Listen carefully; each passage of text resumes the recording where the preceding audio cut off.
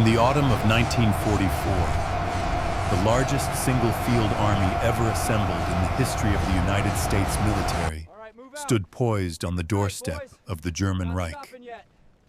Nearly 300,000 soldiers, a city of men and steel, a tidal wave of Allied power ready to break upon the Siegfried Line and drown the Nazi regime in its own heartland. They were the U.S. First Army. They had bled their way across the beaches of Normandy, torn through the nightmarish hedgerows of the Bocage, and triumphantly marched through the liberated streets of Paris. They had never lost a single major battle, and they were commanded by a ghost. He was a man whose name rarely graced the headlines, a specter who stood in the long shadows cast by the flamboyant George S. Patton and the affable Omar Bradley. His superiors, the architects of the Allied victory, found him difficult, insubordinate, and dangerously unconventional. They worried about his methods, questioned his judgment, and criticized his every move. And yet, this one man, this quiet phantom of the front lines, would be the first to drive his army into German territory, the first to cross the legendary Rhine River, and the first to stare into the faces of his Soviet allies as they cut the Reich in two. How could a leader so distrusted by high command achieve a combat record of such stunning, unbroken success? What was the secret to the methods his bosses hated, but his men fought and died for? This is the story of a monumental historical paradox. It's the story of a general who had to fail, who had to start at the very bottom, to learn a truth about warfare that his West Point-educated peers could never grasp. This is the story of General Courtney Hodges, the man who proved that sometimes the only way to win a war is to break all the rules. And the first rule he broke was the one that said his military career was already over. The story of Courtney Hodges, the four-star general, does not begin in a lecture hall of prestige, but in a moment of profound public failure. Born in Perry, Georgia, in 1887, the son of a small-town newspaper owner, Hodges followed the path of ambition straight to the stone gates of the United States Military Academy at West Point. It was the institution that minted America's military elite, a factory for generals. For a young man of his time and station, it was the pinnacle of aspiration. But within a single year, that dream had evaporated. The complex world of mathematics, of engineering, and ballistics proved to be an insurmountable obstacle. In 1905, Cadet Hodges was unceremoniously dismissed from the academy for deficiency in mathematics. For any other aspiring officer, this would have been the end. A final, humiliating full stop. The doors to a military career, at least one of any significance, had been slammed shut and bolted. The traditional path was gone, but this single event, this crushing academic failure, was the first and most important domino to fall in the strange and improbable story of his rise. Because instead of retreating to civilian life in shame, Hodges made a decision so unusual, so contrary to the rigid class structures of the era, that it would define the rest of his life.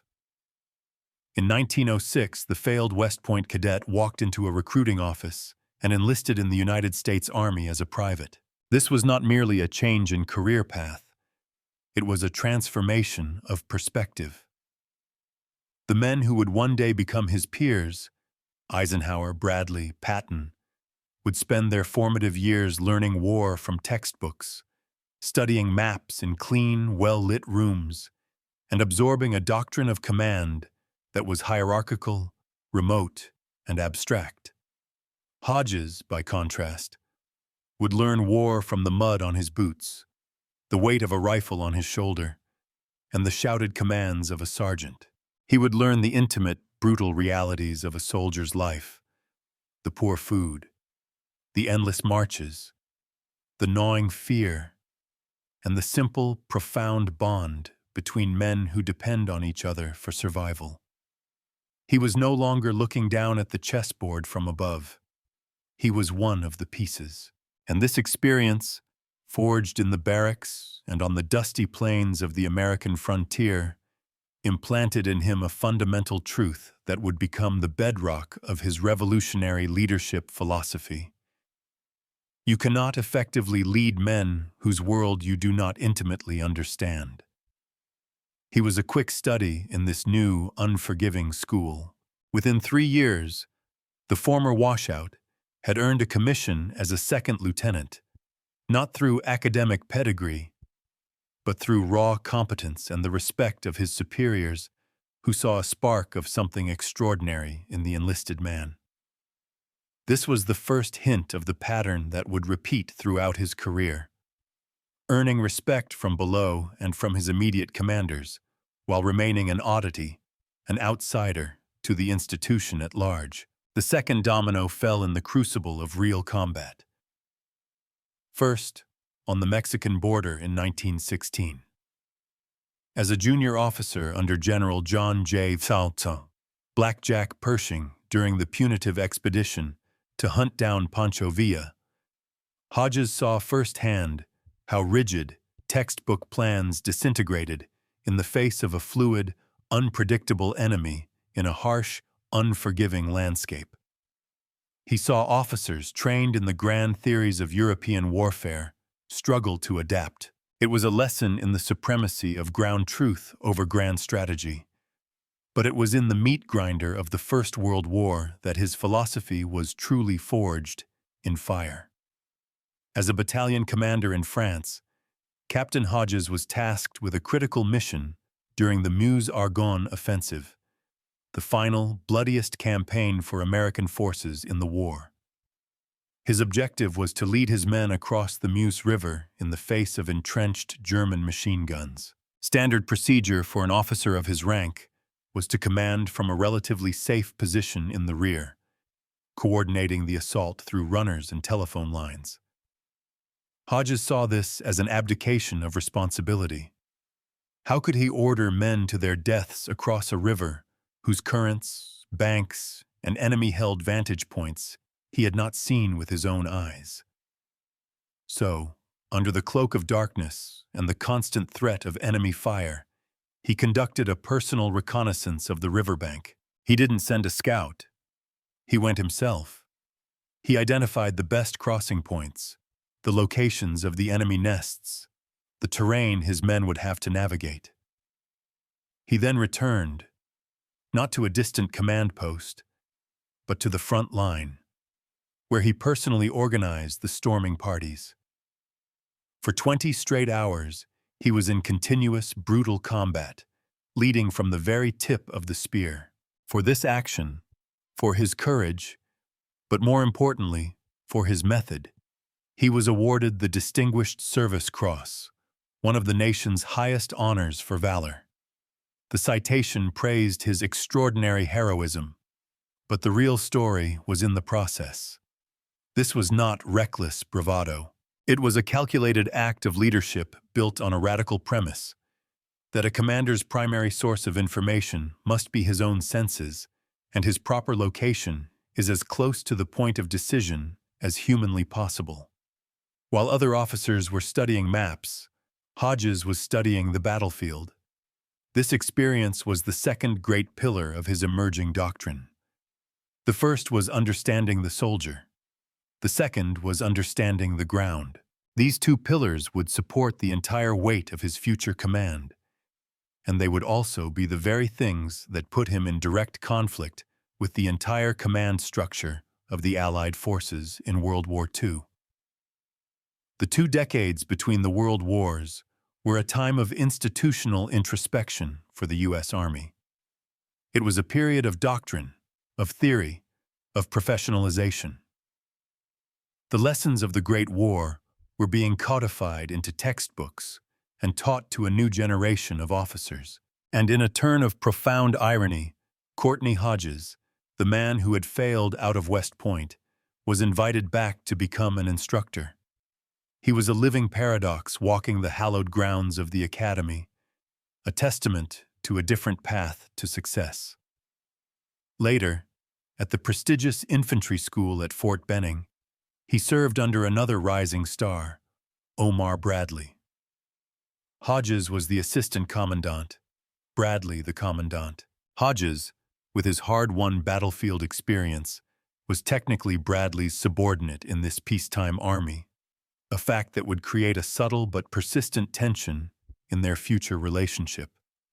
It was during these interwar years that Hodges began to articulate and refine what he had learned instinctively in Mexico and France. He began to formulate a leadership philosophy that ran directly counter to the prevailing military wisdom. This new American way of war, which would be perfected in World War II, was built on the nation's industrial might. It emphasized overwhelming firepower, meticulous logistical planning, and a top-down command structure. Generals were meant to be master managers, orchestrating vast, complex operations from strategic headquarters located miles, sometimes dozens of miles, from the chaos of the front. They were supposed to trust the system, the staff reports, the radio intercepts, the aerial photographs. They were supposed to maintain strategic distance to avoid getting lost in the tactical weeds. Hodges believed this was fundamentally wrong. He saw war not as a massive industrial process, but as an intensely human and dynamic endeavor. He believed that the battlefield was a place of constant, unpredictable change, and that to chain oneself to a pre-approved plan was a recipe for disaster. From his experiences, he crystallized three core revolutionary concepts. First was what he called presence leadership. A commander's place, he argued, was at the front. Not necessarily in a foxhole, but close enough to see, hear, and feel the battle. Close enough to make decisions based on the changing reality of the moment, not on stale reports that were minutes or hours old. This idea alone was radical. It suggested that a general's most valuable asset wasn't a map, but a pair of binoculars and a good vantage point. Second was the principle of ground truth. Hodges had an almost religious faith in the superiority of personal observation over second-hand information. He famously and repeatedly said, "Plans should be made by those who are going to execute them." This was a direct assault on the top-down planning culture of the Army. It implied that a division commander, a battalion commander, even a company commander, might have a better understanding of a tactical situation than a four-star general at a distant headquarters. To his superiors, this sounded like a recipe for chaos and micromanagement. To Hodges, it was simple common sense. The third pillar was adaptive leadership. This was the willingness to discard a plan the moment it made contact with the enemy and proved unworkable. While the institutional army valued adherence to meticulously crafted operational orders, Hodges valued flexibility. He believed in giving subordinate commanders a clear objective, but also the freedom to achieve it as they saw fit based on the conditions they encountered. He trusted the judgment of the man on the spot more than the wisdom of the man at the rear. These three principles, presence, ground truth, and adaptation, formed a cohesive and powerful leadership doctrine. But it was a doctrine of the outsider, the pragmatist, the former private. It was a doctrine that prioritized battlefield effectiveness over institutional conformity. And as he rose through the ranks in the build-up to World War II, his methods, while delivering consistent results in training and maneuvers, began to generate friction. He was seen as quiet, diligent, and reliable, but also as stubborn and difficult to manage. He wasn't a team player in the way the Army understood the term. He was a lone wolf who trusted only what he could see for himself. In the peacetime Army, this made him an eccentric. In the crucible of the war for Europe, it would make him both an indispensable winner and a constant source of anxiety for his superiors. The stage was set for the greatest test of his philosophy, a test that would involve the largest army America had ever fielded. In August of 1944, a domino of fate fell. General Omar Bradley was promoted to command the new 12th Army Group, and a successor was needed for his old command, the U.S. First Army. The logical, headline-grabbing choice might have been the audacious George Patton. But Patton was already in command of the Third Army, and Eisenhower and Bradley needed a different kind of general for the First. They needed a steady hand, someone less flamboyant, less likely to cause a political incident. They chose the quiet, unassuming Courtney Hodges, and with that, the man who had failed West Point was handed command of 18 divisions, 3 corps, and over 250,000 soldiers. It was a force larger than the entire British Army in France. Hodges inherited this colossal organization in the midst of one of the most difficult phases of the war, the breakout from the Normandy beachhead. The enemy was not the open-field terrain strategists had planned for, but the treacherous bocage country, a labyrinth of thick, ancient hedgerows that turned every field into a natural fortress. Tanks were stymied, infantry assaults were channeled into killing zones, and casualties were soaring. The meticulously crafted pre-invasion plans were proving useless. This was a crisis that seemed perfectly designed to expose the weakness of conventional, top-down leadership, and it was the perfect environment for Hodges's unorthodox methods to shine. While other generals grappled with outdated maps in their command posts, Hodges took to the skies. Day after day, he would climb into a tiny L-5 Sentinel reconnaissance plane, a fragile aircraft nicknamed the Flying Jeep, and have his pilot fly him at low altitude over the front lines. He wasn't just looking, he was studying. He was observing the flow of battle, identifying German strongpoints, and seeing for himself the brutal reality of the hedgerow fighting. His superiors were horrified. A commanding general of a field army had no business flying around in an unarmed spotter plane where he could be shot down by a single rifleman. To them, it was an unjustifiable risk. To Hodges, the greater risk was trying to command without understanding. Back at his headquarters, which, to the consternation of his staff, he insisted on keeping perilously close to the front line, often within earshot of his own artillery, he implemented another of his radical ideas. He scrapped the traditional formal staff briefings. In their place, he instituted what became known as his kitchen table conferences. Every morning at 6:30 a.m., he would gather his key operations, intelligence, and logistics officers around a massive map table. The atmosphere was deliberately informal. He wanted candid discussion, not stiff recitation. He would point to a problem on the map and say, in his quiet Georgia drawl, "Let's brew some medicine. Let's just think this out loud." This was revolutionary. In the rigid hierarchy of the military, junior officers were expected to speak only when spoken to. But at Hodges's kitchen table, a major with a good idea had as much of a voice as a colonel. He was crowdsourcing solutions from the men who were closest to the information. This collaborative, adaptive approach allowed the First Army to innovate at a startling pace. It was a First Army sergeant, Curtis G. Cullen, who came up with the idea of welding steel tusks onto the front of Sherman tanks to slice through the hedgerows, and it was Hodges's command climate, one that valued bottom-up solutions, that allowed this idea to be rapidly adopted and implemented, creating the famous Rhino tanks that finally broke the stalemate in the bocage. His greatest success and greatest act of insubordination came with the liberation of Paris. As the Allies smashed the German armies in the Falaise pocket, the French resistance within Paris rose up against the German garrison. The strategic plan, agreed upon by the highest levels of Allied command, was to bypass the city. A street fight for Paris would be costly, would destroy the historic capital, and would divert precious fuel and supplies needed for the push to Germany. Eisenhower had been clear. Paris was to be enveloped, not stormed. But Hodges, from his forward command post, was receiving a different reality. He had ground truth.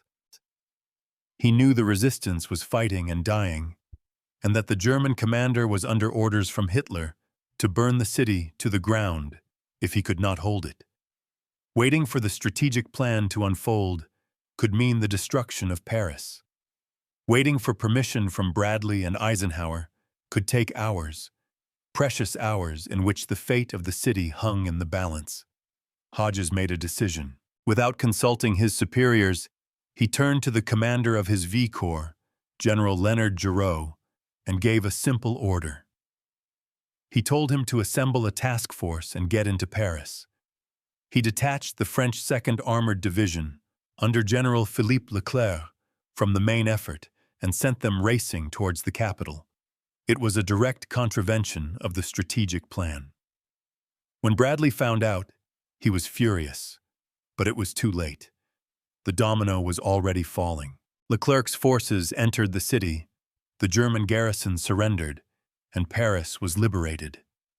It was one of the most significant symbolic victories of the war, a massive boost to Allied morale.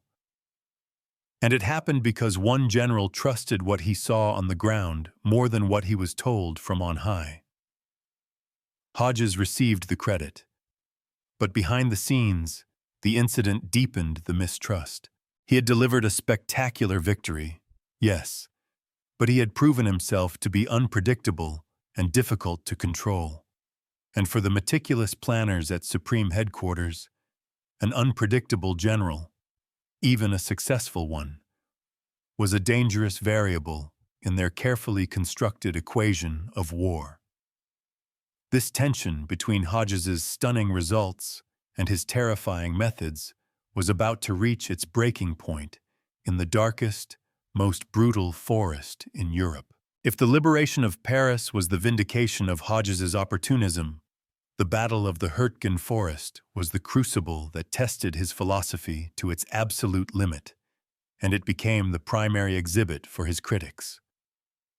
The Huertgen was a dense, dark, and forbidding man-made forest on the German border. A gloomy 50-square-mile expanse of thick fir trees, deep ravines, and muddy trails, it was a defender's paradise and an attacker's nightmare. The trees were so dense they blocked the sun, creating a perpetual twilight.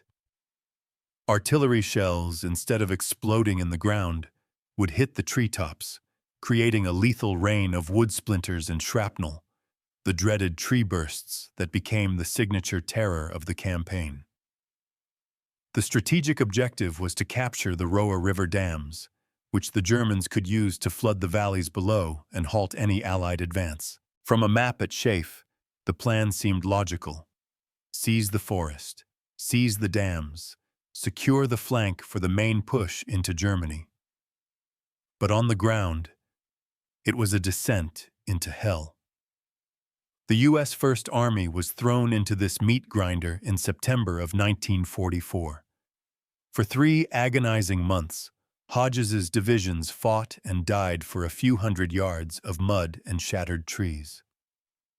It was a battle of attrition, unlike anything seen since the trench warfare of World War I. Entire companies were chewed up in a single day. Units became lost and disoriented in the suffocating woods, sometimes fighting other American units by mistake. Casualties were horrific, rivaling those of the worst battles of the war. The criticism, both at the time and from historians later, was severe and aimed squarely at Courtney Hodges. Historian Charles B. MacDonald, who fought in the battle, would later call it one of the most ill-conceived and unnecessary offensives of the whole Northwest Europe campaign. The central charge against Hodges was a lack of tactical imagination. Critics argued that by being so close to the front, so engrossed in the daily brutal fight for the next pillbox or ridge, he lost the larger strategic picture. He was accused of feeding division after division into the forest's maw, reinforcing failure instead of finding an alternative approach. They claimed his ground truth had become a tactical prison, preventing him from seeing that the entire operation was a costly mistake.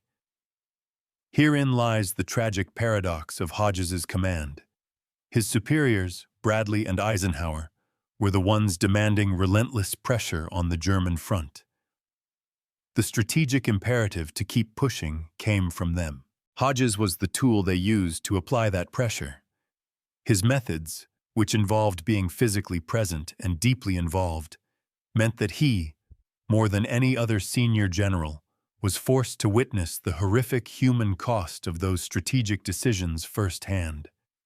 He couldn't escape it by retreating to a comfortable chateau headquarters. He was there, watching his army bleed. Was his persistence a failure of imagination?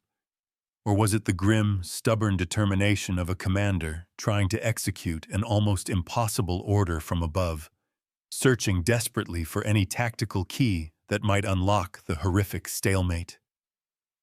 The debate rages to this day. But while his superiors saw a general bogged down and out of his depth, something else was happening. Hodges was developing an almost preternatural feel for the state of his army and the enemy in front of him. His constant presence, his daily kitchen table conferences, his low-level flights, all of it was feeding him a stream of raw, unfiltered data about the true nature of the front. He knew which of his divisions were exhausted, which commanders were cracking under the strain, and precisely where the German lines were stretched thin. This intimate, almost obsessive, knowledge of his battle space was seen as a weakness by his critics. They couldn't have known it was about to become the single most important factor in saving the entire Allied front from catastrophic collapse. On the morning of December 16, 1944, the German war machine, thought to be on the verge of defeat, unleashed its last desperate gamble. Over 250,000 German soldiers and 1,000 tanks smashed into a weakly held sector of the Allied line in the Huertgen Forest. The offensive was a complete strategic surprise to the Allied High Command. At Schaeff, Eisenhower's intelligence chief had confidently predicted the Germans were incapable of launching any major attack. The initial reports of a German push were dismissed as a small-scale spoiling attack. The mood at the top was one of denial. But for Courtney Hodges, the attack was not an abstract report on a teletype machine. It was happening to his men. His First Army held the northern shoulder of the German penetration. Because his headquarters were so far forward, because his communication lines were so direct, and because his entire command philosophy was built on reacting to real-time information, he understood the gravity of the situation almost immediately. While his superiors were still debating the scale of the attack, Hodges was already acting. Before noon on December 16th, just hours after the offensive began, he recognized the Panzer's main thrust and began ordering crucial counter-moves. He ordered the 7th Armored Division to move to St. Vith and the 101st Airborne to the critical crossroads town of Bastogne. Two decisions that would become legendary in the history of what became known as the Battle of the Bulge. He was moving vital pieces on the chessboard before his own bosses even fully realized a game was being played. This was the ultimate vindication of his methods. The very thing he was criticized for, his so-called micromanagement and his obsession with the tactical situation, was precisely what allowed him to react with a speed and clarity that eluded the entire Allied High Command. He wasn't waiting for a staff analysis. He was listening to the battle. Omar Bradley was at a conference and couldn't even be reached for hours. Eisenhower was miles away, relying on filtered intelligence. Hodges was on the scene, brewing medicine in real time. His intimate knowledge gained during the brutal Huertgen campaign meant he knew the terrain and the capabilities of his units perfectly. He knew who could move where and how fast. As the battle raged, a controversial decision was made by Eisenhower. With the German salient or bulge splitting the front, Communications between Bradley and the northern armies under his command, including Hodges's First Army, were cut. Eisenhower temporarily placed Hodges and the Ninth Army under the command of the British Field Marshal Bernard Montgomery. It was a practical decision, but a bitter pill for the American generals to swallow. Yet again, Hodges found himself in a difficult position, forced to adapt to a new commander with a famously methodical and cautious style that was the polar opposite of his own. Despite the chaos, the pressure, and the change in command, Hodges's First Army held the northern shoulder of the Bulge like a granite wall. They absorbed the initial shock, held crucial ground, and then, once the German offensive had exhausted itself, they spearheaded the counterattack that would crush the salient and break the back of the German army in the west. The Battle of the Bulge was the ultimate proof. His superior's way of war had led to strategic surprise. His way of war had led to a swift, effective tactical response that saved the front from being torn in two. He had been criticized for not seeing the forest for the trees in the Huertgen, but in the Ardennes, it was his intimate knowledge of every single tree that allowed him to see the shape of the German attack more clearly than anyone else. The criticism of his methods did not stop, but it now rang hollow against the undeniable sound of victory. The final dominoes were about to fall, and they would fall all the way to the heart of Germany. Vindicated by his army's performance in the Bulge, Courtney Hodges was unleashed. As the First Army pushed into Germany in the spring of 1945, his philosophy of adaptive leadership, of empowering subordinates to seize opportunities, paid its most spectacular dividend. On March 7, 1945, lead elements of his 9th Armored Division reached the town of Remagen on the Rhine River. They were stunned to find the Ludendorff Bridge, one of the last remaining bridges across the Rhine, still standing. The Germans were frantically trying to demolish it, but their charges had failed to bring it down. The commander on the scene, a young lieutenant, was faced with a choice that wasn't in any textbook. The plan was to wait for a coordinated, large-scale river assault, but the opportunity was right there, a gift from fate. Following the spirit of Hodges's command, he made a bold decision. He ordered his men to storm the bridge. It was a mad dash under fire, a race against the German demolition crews. Miraculously, they made it across, securing a bridgehead on the eastern side of the Rhine. When word reached Hodges, he immediately grasped the immense strategic significance of this single, audacious act. He didn't hesitate. He didn't wait for permission from Bradley or Eisenhower. He knew this was the moment to exploit. He immediately began diverting every available unit, pouring troops, tanks, and supplies across the captured bridge, reinforcing and expanding the bridgehead before the Germans could organize a coherent counterattack. General Eisenhower would later call the capture of the bridge worth its weight in gold. It was another stunning victory, born not from a grand strategic plan, but from the quick thinking of a junior officer and the immediate, decisive support of an army commander who valued initiative over protocol. The First Army poured into the German heartland. They were the tip of the American spear.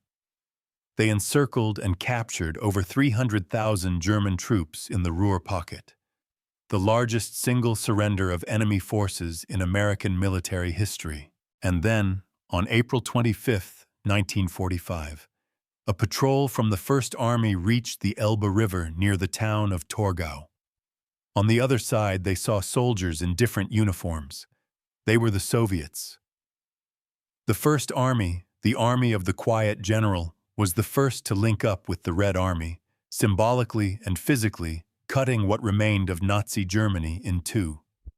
From the Normandy breakout to the link-up at the Elbe, the record was simply staggering. First to break out of the bocage, first to liberate Paris, first to enter Germany, first to cross the Rhine, all accomplished by the largest field army in U.S. history, And through it all, they never lost a single major battle. General Omar Bradley, the man who was so often his superior and critic, would eventually concede in his memoirs, "No other leader and no other armed force unit in World War II is entitled to greater credit than that which belongs to the quiet, modest General Courtney Hodges and his First Army." Even Eisenhower, who privately worried about Hodges's methods, publicly called him the spearhead and the scintillating star of the American advance.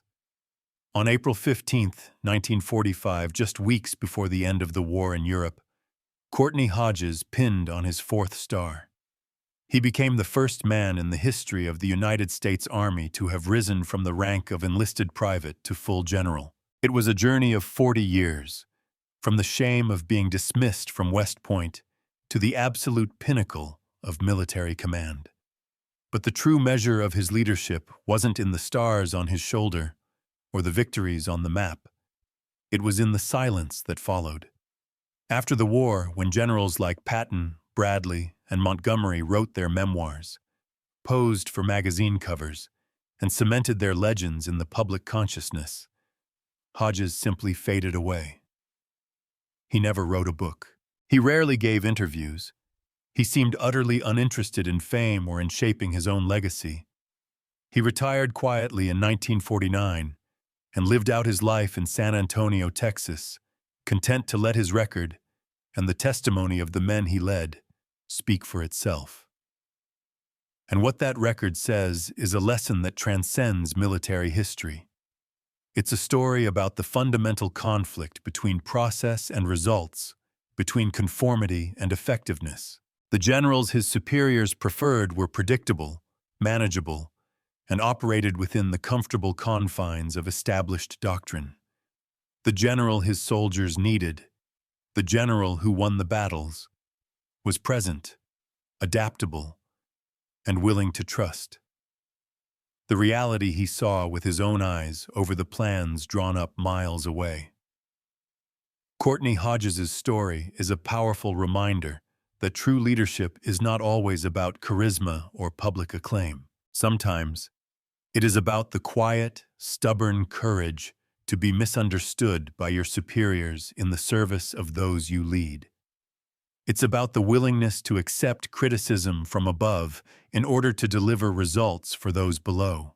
In our modern world, obsessed with managing perceptions and following established protocols, the ghost of the First Army stands as a monument to a different kind of leader, one who understood that victory is not found in a plan, but in the relentless, adaptive pursuit of a goal, guided by the unwavering compass of ground truth.